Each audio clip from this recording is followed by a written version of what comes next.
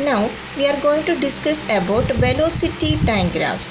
There are various types of velocity time graphs are there. First one is velocity time graph for uniform motion. Velocity time graph for uniform motion. There is no velocity time graph for a stationary object because when an object stationary object means the object is at rest, so there is no velocity. So when you locate it, it is a point at the origin. So next one is velocity time graph for non-uniform motion, but there are various types of velocity time graph for non-uniform motion. First one is non-uniform motion of an object which is initially at rest and whose velocity increases uniformly. That means with a condition, non-uniform motion with a condition, which is initially at rest and whose velocity increases uniformly. Next one, velocity time graph for non-uniform motion which comes to rest and whose velocity decreases uniformly. Third one, velocity time graph for non-uniform motion which is initially not at rest but its velocity increases uniformly. Fourth one, non-uniform motion without any condition. So first one we can look. So for that we should draw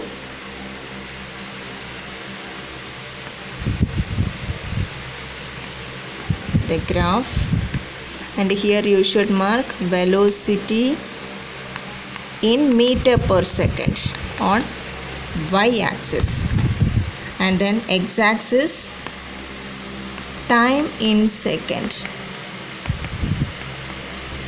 Okay, time in seconds. So first we can plot the points. For that you can mark 0, 1, 2, 3, 4, 5, 6, 7. Here it is 2, 4, 6, 8, 10, 12, 40. Okay, so here velocity in meter per second, here time in second. Okay, suppose if an object travels with a speed of 6 meter per second, the object is having uniform motion, and if it is travels with a speed of 6 meter per second, so at 0 second it has a speed of 6 meter per second. Next second also it has the same speed. Second also when you observe it has the same speed. Third second again 6 meter per second. Then fourth second again 6 meter per second. So each and every second when you observe it will be 6 meter per second because it has uniform motion. So when you draw the line graph, it is a straight line parallel to the time axis. So this is the velocity time graph for uniform motion. So the velocity time graph for uniform motion is a straight line parallel to the time axis.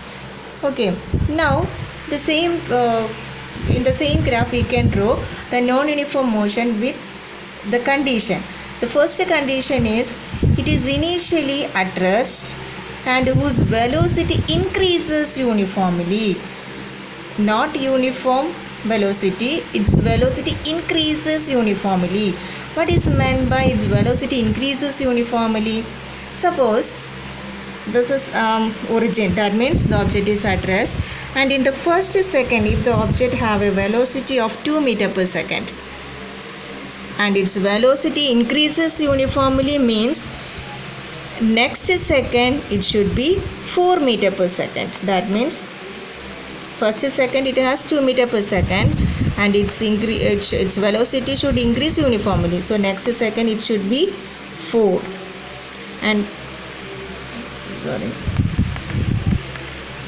4, and third second it will be 6. Then fourth second it will be 8 meter per second. Then next second it will be 10 meter per second, and sixth second it will be 12 meter per second, and seventh second it will be 14. So when you join all these points you will get a straight line passing through the origin with a constant slope. Is that clear? But it is not the graph for uniform motion, but in distance time graph you got the same type of graph, isn't it? But that is the graph for uniform motion. But here this is the velocity time graph for a non-uniform motion. Velocity time graph for non-uniform motion, which is initially at rest and whose velocity increases uniformly. Is that clear?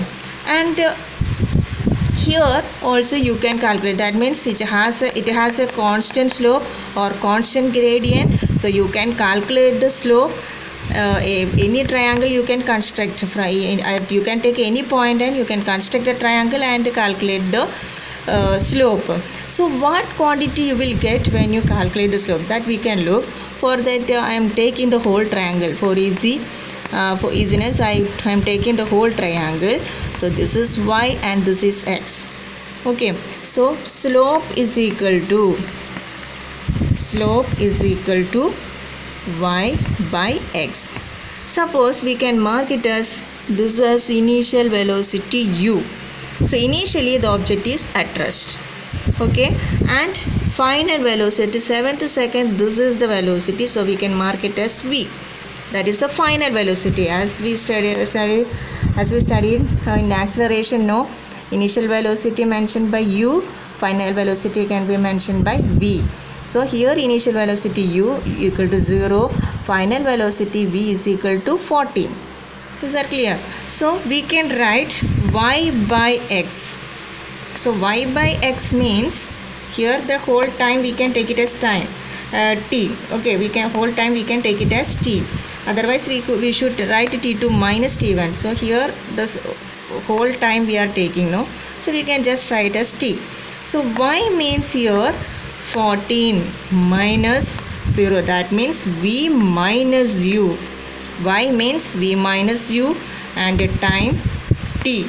So what this quantity represents? You already studied this equation, v minus u by t. This is acceleration A. Isn't it? We already studied the equation acceleration A is equal to v minus u by t. So while calculating the slope of velocity time graph, you will get acceleration. In the distance time graph, you will get speed or velocity of the object. Here in the velocity time graph, when you calculate the slope, you will get acceleration. Okay, now if you want to find the distance traveled, suppose if you want to find how much distance traveled in a particular interval of time. Okay, suppose in this case we can take the entire journey. Entire journey you can calculate this whole area below this graph. Okay, so suppose this is O. This graph we can represent like OA. We can represent like OA, and here we can write as B. OAB. So we can calculate the area below this graph. That means it is a triangle. Okay, so area of triangle. So here area under velocity time graph. Area under velocity time graph, it is a triangle. That is equal to area of triangle OAB.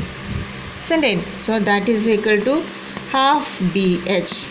Area of triangle half BH. Here half into base means OB. H means AB. Isn't it? So OB means time and AB means V minus U. Isn't it? V minus U means here we can take it as V because U is 0. Isn't it? So actually you studied that means V into T. V into T means what? Here from the unit you can find out the quantity. From the unit you can find out the quantity. That means time in seconds. Okay, velocity, the unit is meter per second. So this second and second cancelled. So you will get meter. Meter is the unit of distance travelled or displacement. Right? Here velocity time graph. So you will get displacement. So you can calculate half into 7. OB means 7, and then half into 7 into AB means here 14. So you will get 49 meter. This is the displacement of the object after 7 seconds. Is that clear? So two quantities we can calculate.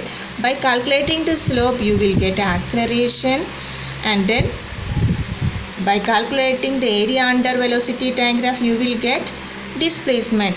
Here we didn't calculate the acceleration. V minus u means here 14 minus 0 divided by 7. So you will get 2, and this is in meter per second, this is second. So you will get meter per second square, that is acceleration.